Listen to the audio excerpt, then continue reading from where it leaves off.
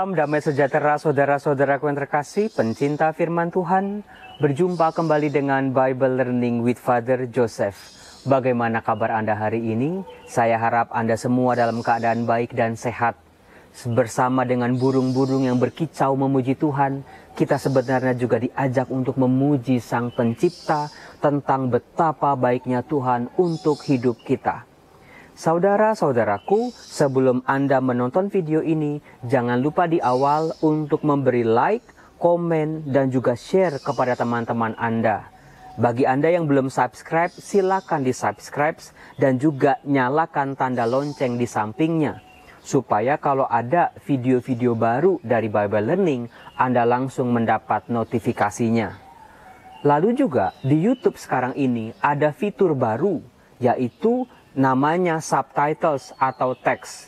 Jadi apapun yang saya katakan langsung muncul dalam bentuk teks di bawahnya.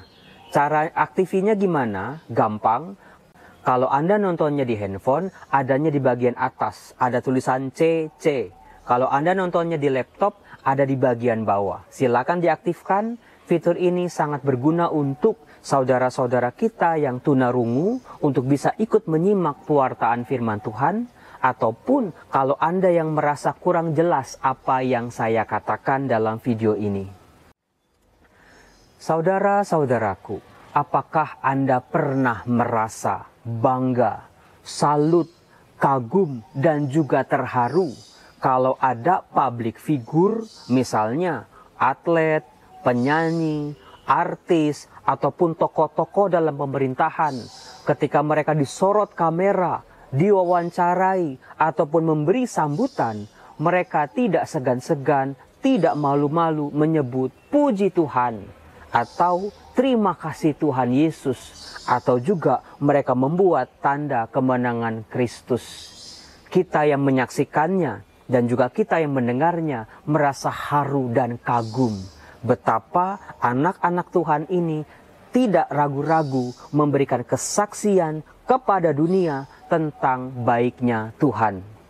Saudaraku, apakah Anda tahu bahwa salah satu identitas dari orang Kristiani adalah memberi kesaksian?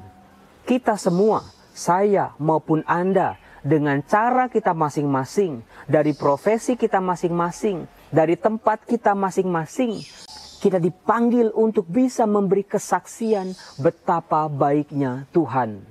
Seringkali kita merasa malu. Seringkali kita menutup-nutupi identitas kekristenan kita, identitas iman kita, kalau iman kita ternyata mendatangkan kerugian bagi kita. Saudara-saudaraku yang terkasih, kalau kita tidak malu memberi kesaksian tentang Allah kepada dunia, Tuhan Yesus pun tidak akan malu memberi kesaksian tentang diri kita di hadapan Bapa. Mungkin Anda bertanya, bagaimana Romo cara memberi kesaksian? Apa yang bisa kita katakan? Apa yang bisa kita lakukan? Kapan? Di mana? Dan juga kepada siapa? Saudara-saudara, jangan bingung dan ragu. Kalau Anda mau tahu atau mau mendalami tentang apa itu dipanggil untuk menjadi saksi, kita bisa membaca Injil Yohanes. Injil Yohanes disebut juga dengan Injil kesaksian. Mengapa saya katakan demikian? Kalau kita melihat dengan lebih jeli lagi, tokoh-tokoh yang ditampilkan di dalam Injil Yohanes, tokoh-tokoh ini adalah pribadi-pribadi yang saling memberi kesaksian. Hal itu bisa kita lihat dalam relasi antara Allah Bapa dengan Yesus, lalu Yesus dengan para muridnya, lalu juga para muridnya dengan dunia. Allah Bapa memberikan kesaksian tentang putranya Yesus Kristus yang diutusnya ke tengah-tengah dunia. Firman yang menjadi manusia, firman yang tinggal di tengah-tengah dunia. Demikian juga dengan Tuhan Yesus. Lewat hidupnya, kesaksiannya, ajarannya, bahkan sengsara, wafat, dan kebangkitannya. Di situ Tuhan Yesus memberi kesaksian tentang Bapa. Hal itu misalnya bisa kita lihat dalam Injil Yohanes bab 5 ayat 31 dan seterusnya. Di mana Tuhan Yesus berkata, Kalau aku bersaksi tentang diriku sendiri, maka kesaksianku itu tidak benar. Ada yang lain yang bersaksi tentang aku, dan aku tahu bahwa kesaksian yang diberikannya tentang aku adalah benar. Lihat saudara-saudara, itulah salah satu intisari dalam Injil Yohanes.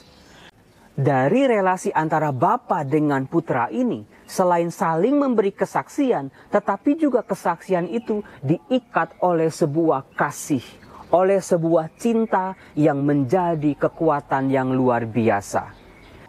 Saudara-saudaraku yang terkasih, Tuhan Yesus yang adalah wajah Allah yang penuh kasih yang ditampilkan kepada dunia, di mana kita bisa mengenal Allah lebih dalam lagi. Kita bisa berelasi lebih dekat lagi dengan Allah. Bukan coba berelasi sebagai status, tapi juga merasakan kasih itu dalam hidup kita. Allah yang sungguh dekat, Allah yang sungguh menjiwai, Allah yang sungguh-sungguh menemani perjalanan kita di dunia ini. Nah, dalam Injil Yohanes, kekuatan relasi antara Allah Bapa, Allah Putra, dan Roh Kudus inilah yang menjadi kekuatan bagi para pengikut Yesus, bagi orang-orang yang beriman kepada Kristus untuk bisa saling memberi kesaksian. Pertama-tama, Roh Kuduslah yang memberi kita kemampuan untuk bersaksi tentang baiknya Allah dalam hidup kita. Bahwa apa yang kita miliki adalah pemberian Allah. Bahwa kita mampu sampai sekarang ini, itu semua karena Allah. Kemenangan demi kemenangan dalam hidup kita, keberhasilan-keberhasilan, kelancaran usaha. Ketika kita menjadi sembuh ataupun hidup kita menjadi lebih baik lagi secara kualitas, itu semua karena kemurahan kasih Bapa. Itulah saudara-saudaraku mengapa dalam setiap kesempatan kita diajak untuk berkata, puji Tuhan. Kesaksian itu bukan hanya kita bisa wartakan hanya di dalam gereja saja atau kelompok antara kita saja. Tetapi juga kita bisa wartakan kepada dunia. Supaya dunia tahu bahwa ada Allah yang Maha Kuasa. Supaya dunia tahu dan boleh mengenal Yesus sebagai Putra Allah. Saudara-saudaraku yang terkasih, ada banyak cara bagi kita untuk memberi kesaksian. Dari cara yang paling sederhana sampai yang paling inti dan sejati. Misalnya ada orang-orang yang menggunakan aksesoris berbentuk salib, entah di perhiasannya, ataupun menggantungkan kalung salib atau kalung rosario di mobil mereka, ataupun menggantungkan salib-salib di rumah-rumah mereka. Bisa juga ketika kita dimanapun kita berada, sebelum makan, di restoran sekalipun, kita tidak jemu-jemu membuat tanda salib ataupun mengatupkan tangan kita untuk berdoa. Atau bisa juga di media-media sosial, di Facebook, Instagram, bahkan TikTok, dengan tidak segan-segan kita mengucap puji Tuhan atau terima kasih Tuhan Yesus.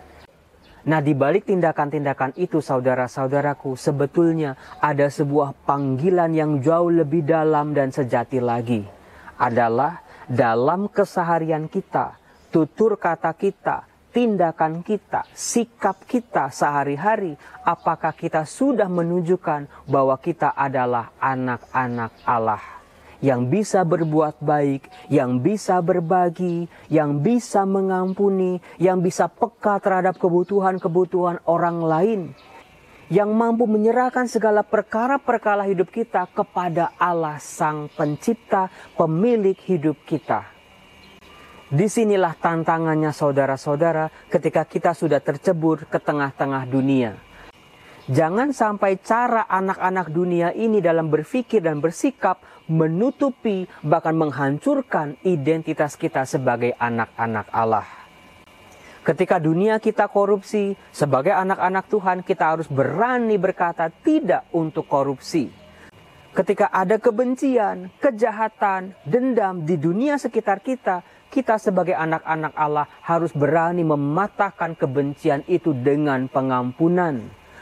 Ketika kita difitnah ataupun orang lain berbuat jahat kepada kita, sebagai anak-anak Tuhan, kita harus memutuskan rantai kebencian dan kejahatan itu dengan kasih. Itulah saudara-saudara kesaksian kita sebagai anak-anak Tuhan di tengah dunia. Semoga Tuhan memberkati kita dalam nama Bapa dan Putra dan Roh Kudus. Amin. Salam, Tuhan memberkati.